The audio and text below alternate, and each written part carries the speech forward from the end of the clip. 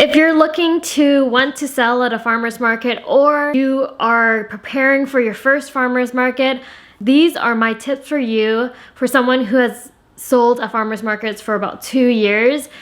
And the first part of the video, I'm just going to go through some of the logistics of getting into a farmer's markets. And then the second part, I'll go through preparing for your first market. And then finally, I'll end up with some general tips and tricks that you should know when you are selling at a farmer's market. Ideal situation if you've never sold at a farmer's market, go around and check out the different farmer's markets in your area, see the vibe, talk to some of the vendors, talk to some of the volunteers there to see if your product is something they're looking for, and just ask questions, right? The best thing that I did when I was starting off before my first farmer's market was just asking questions. I would be curious, and don't be afraid, because the vendors there, everyone's there to help each other. We're not, for the most part, everyone's really, really nice. And so go out there, visit farmers markets, and be a customer to see what it's like on the other side, just to get a feel of whether you actually want to be a vendor here. And once you've decided that you are interested in being a vendor, the thing you'll need to do is look into the application, because the vendor applications have everything you need to know to become a vendor. And the biggest mistake that people make is not reading it thoroughly and not following the instructions, because there has been moments where I've applied and I forgot one little thing and my application wasn't considered. All I had to do was make sure I paid the application fee before they would even give a chance to look at your application. But the interesting thing is, some applications say do not pay the application fee until we give you a response. So every market will work differently, and the main takeaway here is to read the application very, very carefully. There will be things that you'll need to do in preparing to be eligible to be a vendor at the market. For example, you might need your food safe, you definitely need some insurance. Depending if you're a low risk or a high risk food product, there is going to be different criteria, right? Low risk products such as making cookies or jams or dried fruit, these are all products that have a low water activity, which you will also need to get tested most of the time, and allows you to actually make the product at home. While if you're a high risk food product, something that has a high water activity, such as you're making some sort of ready to eat soups or things like that, these will require you to make the product in a commercial kitchen or prepare the setup that to the point that it's approved by your health authority, that this is going to be a safe product for people to eat. So there's a lot of little details like that you'll need to figure out depending on what you're planning to sell. Obviously, if it's not a food product, you don't have to worry about the food safe aspect. But for me, I was in the low risk food category, so I was able to make my product from home, and I didn't have to rent out a commercial kitchen to make it. A lot of the details and inner scoop of the farmer's market is knowledge that you can't find unless you ask other sellers and other businesses, because you just won't get the information until you're in. So once I started becoming a part of the farmers market system and selling at markets, I started to see different management styles, different type of vendors, which markets are busier, what demographic this market does, and there's just so much information. Obviously, if it's your first time, I would just go for it. But if you want to do a bit of research, just ask questions, be open-minded, and you never know. For example, someone might do really well at this market, but for you it didn't work out because you're a completely different product, and there's so many different factors that affect sales. So it's so hard on yourself if someone said like this is the best market and you applied for it and you made it, and then you're like, what's wrong? It's not doing well. Everyone says this is the best market, but why am I not doing well? And there could be so many reasons for that, right? Maybe they've had a long history of customers that they've built, so it took them some time. Maybe your product is just not the right fit for the area and the demographic of people that attend this farmer's market. So a lot of this is gonna be trial and error. If you've got approved to be in your first farmer's market, congratulations! That is such a big milestone. I remember getting approved and it being the most exciting feeling ever.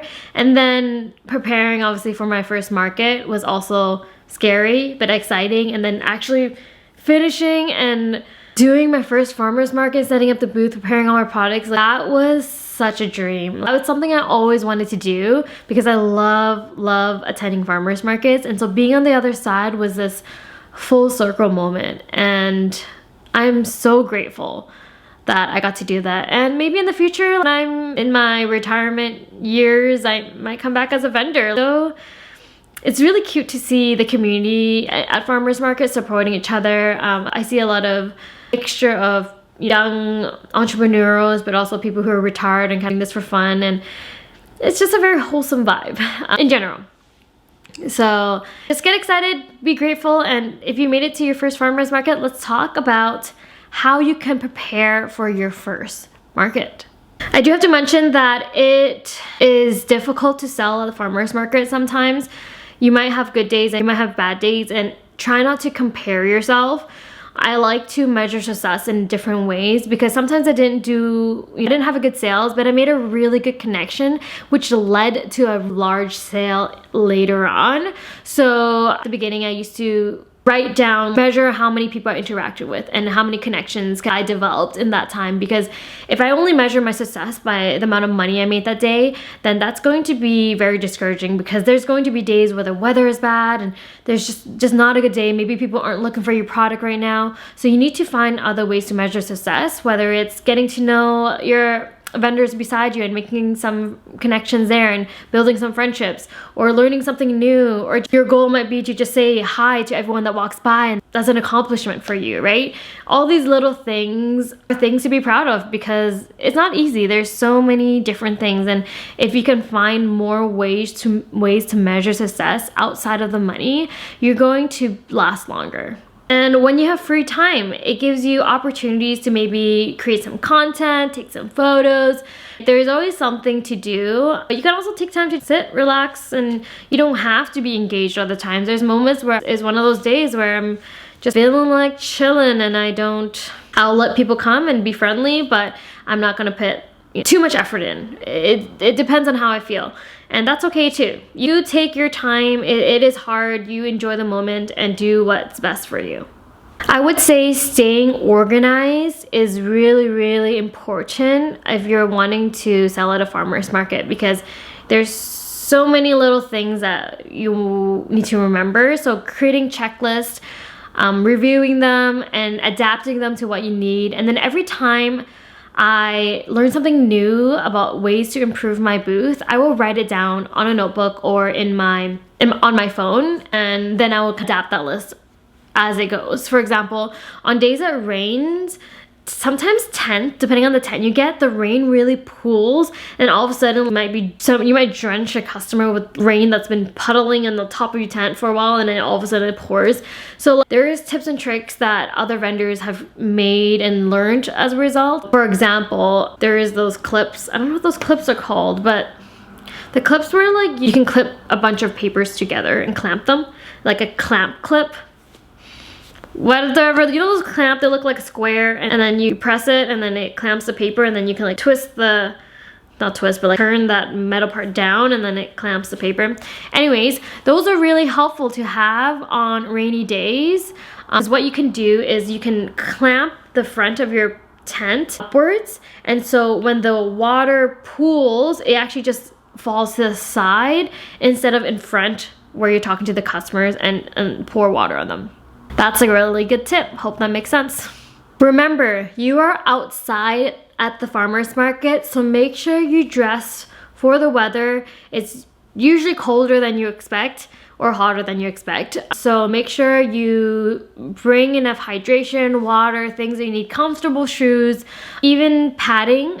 I would bring some sort of padding on bottom for my foot to stand, because standing for a long time on cement is not comfortable. So having good shoes, maybe having something to stand on, which also helps with the cold. If you have foam or any sort of thing to stand instead of the ground, the coldness from the ground won't be as cold and transfer to your foot because you have this barrier. So things like that. Another tip I have for you is the A banners. You know, when you go to the farmer's market and you see those signs in front of someone's booth, well, they are very expensive. When I started to go to the farmer's market and I had to purchase all my products and tents and everything, I was like, wow, these banners, these A signs, or whatever they're called, A-shaped signs, were like over $200. And I was like, what? That is very expensive. I don't know if I want to invest over $200 for a sign like that yet. And so I found a hack, and I know other vendors have done this too, but you can buy the IKEA kids chalkboard, a chalkboard sign thing, and use that instead. And it's like under $50. So save yourself some money and buy that hack. I know it can get quite overwhelming preparing for your first market. There's just so many moving pieces. I made a checklist. This is after doing farmers market so many times that I have a checklist now that I will look through before leaving my house, because the worst thing is forgetting important things by the time you're at the market and you realize you don't have your credit card machine, or you don't have your cash, or you forgot your sign, and it's like, oh, if I just took a look at that list. So I'm going to link to you a PDF version of the checklist, the farmers market checklist for you. If it's your first time, this is a good guideline to look and think about what things you might need to get and what you might need to prepare for your first market. A few other things I'll mention is keep things simple for the first time. Start with the basics and have quality over quantity. Definitely have your products. Make sure you have prices on them. I would actually recommend having the option of changing up your prices so that they're not permanently on your product. So somehow, whether you're writing it out and folding it into some sort of label and you can rewrite prices, just having that flexibility, because you might be changing your prices. So I wouldn't create something permanent. Prices can change, and I think that part can be adaptable. Being able to create something where you can actually write out your prices so you can change it throughout the time that you're starting as a vendor. Obviously, you'll need a tablecloth for your setup. And then what else about the setup? For my first time, it's hard to set up your booth and figure out how you want it to look like on your first day. I actually would set up my table at home and play around with different containers and setting up my products, just so that when I'm at my market, I already have an idea of what I want to do versus stressing and trying to get things, and there might be other things, I might get lost. And so I encourage you to set up your products at home just to see how it would look like and take a picture of it. And so when you're ready at the market, you can follow what you did. I also think it's a good idea to have products in a variety of price ranges so you can catch people in different phases. So I would have $1 sample size packs, and then it would go all the way up to $45 products. But if you only have products that are $50 to $100, and there's some people who are interested but they're not invested enough to spend that much money at that time. So if you have like smaller product, or maybe imperfect products that you sell at a cheaper price that people just can spend time around your booth to look at, it also brings people in. And other customers are like, oh, what's going on there? Because you have more people surrounding your booth, it brings in more people, right? So having a way to have some, I don't know, cheap, free, imperfect products where people can look through, whether it's on the side or near your booth, this is really helpful to get more customers to bring attention to your booth so that people are curious about what's going on there. This isn't just an extra tip. You don't have to do this now, but when you're thinking about your booth and it being engaging, you want to think about different things. The scent, the sound, the look, all have a factor in how engaging your booth is. For example, some people put music in their booth, so it's not so awkward and they feel like there's a certain energy in their booth. I wanted to make my booth a little bit more interactive instead of just people looking, so I had a jar that people can open and smell the lemons. They know what it smells like, so it's like, smell here, and people would just open the jar, that one jar that I would keep there for people to smell, and the kids loved it, which was awesome. I also made my business cards into bookmarks because I wanted to have a double purpose, because I hate it when people get a bunch of business cards and then it gets thrown away. That's the worst. So I wanted to make it functional. So I made my business cards into bookmarks, and I would give them to kids, say like, hey, would you like a bookmark? And it has all my information, my business information. So if they want to remember me, they have that and they can double use it as a bookmark. Other things is also your presence on when you're there. If you are needing to sit, ideally you're sitting in a higher chair, because it's kind of awkward when like you're really low and like when standing and walking across and you just don't look approachable. If you're going to sit, if you have a high stool, that will make you in the same pain as people walking by. It's easy to give direct eye contact and approach them and say hi.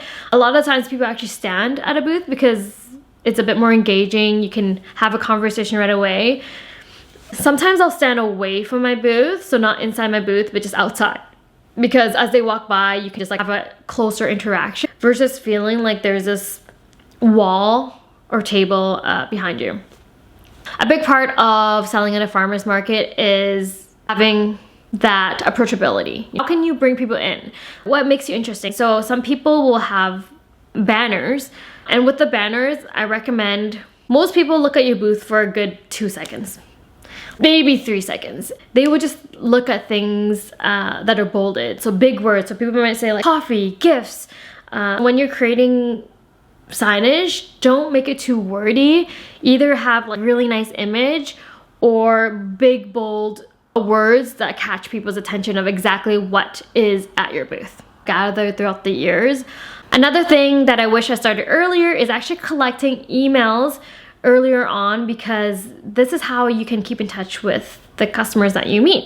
You can create an email list and just like name an email and ask them if they're interested in signing up for your newsletter, for example, or just in general. What I've done in the past is certain farmers markets, I will have a daily prize. So if you add yourself in this newsletter, by the end of the day, I will draw a name and you will win a free product. And this is a good incentive for people to want to be on this list, but also you'll be able to get their contact information. So it's a win-win situation.